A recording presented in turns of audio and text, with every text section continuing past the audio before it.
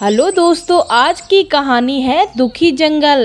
तो आइए सुनते हैं इस कहानी को। बहुत समय पहले की बात है। एक घना और सुंदर जंगल था जहाँ तरह तरह के जानवर रहते थे। वहाँ के पेड़ पौधे हरे और खुशहाल थे। इस जंगल में हर जानवर अपने अपने परिवार के साथ शांतिपूर्वक रहते थे। वहाँ का वातावरण सुकून और शांति से भरा था और जानवर आपस में मिलकर रहते थे। यह जंगल सचमुच स्वर्ग जैसा था, जहाँ सभी जानवर खुश थे और एक दूसरे की मदद करते थे। लेकिन धीरे धीरे जंगल में बदलाव आने लगा।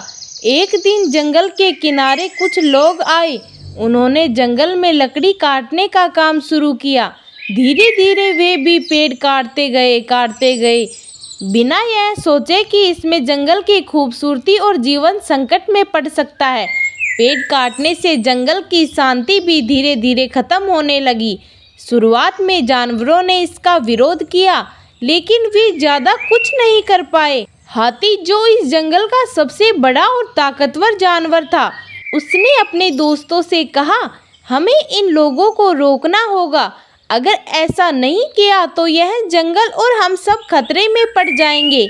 मगर बाकी जानवर में कुछ संकोच था, क्योंकि वे सभी चाहते थे कि शांति टूटे।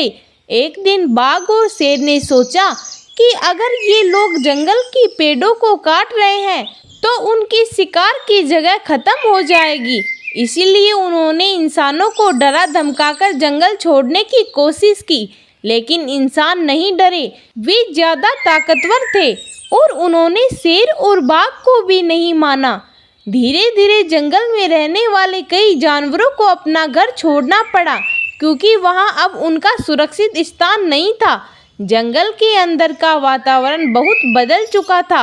शांति और सुकून की जगह अब एक गहरी चुप और वीरानी ने ले ली थी। पेड़, जो कभी जानवरों के लिए घर हुआ करते थे, अब उनके बिना जीवन बिताना बड़ा मुश्किल हो गया था। पक्षी अब अपने घोंसले बनाने के लिए जगह नहीं ले पाते थे। पानी के स्रोत सूखने लगे थे और कई जानवरों को अपनी पानी के लिए भटकना पड़ता था। जंगल के छोटे छोटे जानवर जैसे खरगोश और गिलहरी डर के मारे बाहर नहीं निकलते थे। वे बड़े जानवर जैसे हाथी और बाघ, जो पहले अपनी ताकत से जंगल पे राज करते थे, अब खामोशी से दुखी होकर पुराने घरों की ओर देखते थे। उन्होंने महसूस किया कि उनका घर अब खत्म हो चुका है। अर्जुन नामक एक खरगोश, जो छोटा सा था, जो पहले जंगल में खुश रहता था, अब वह बहुत उदास था। उसने एक दिन बाकी जानवरों से कहा, हमने मिलकर इसका विरोध क्यों नहीं किया? अगर हम एकजुट होकर इन इंसानों का मुकाबला करते हैं तो शायद आज यह स्थिति नहीं आती। लेकिन अब बहुत देर हो चुकी थी। जंगल में कोई बदलाव नहीं आ सकता था। कुछ समय बाद जंगल पूरी तरह से सूना हो गया। कई जानवर तो इस जंगल को छोड़कर चले गए थे, फिर वे नष्ट हो गए। हर जगह वीरानी छाई हुई थी।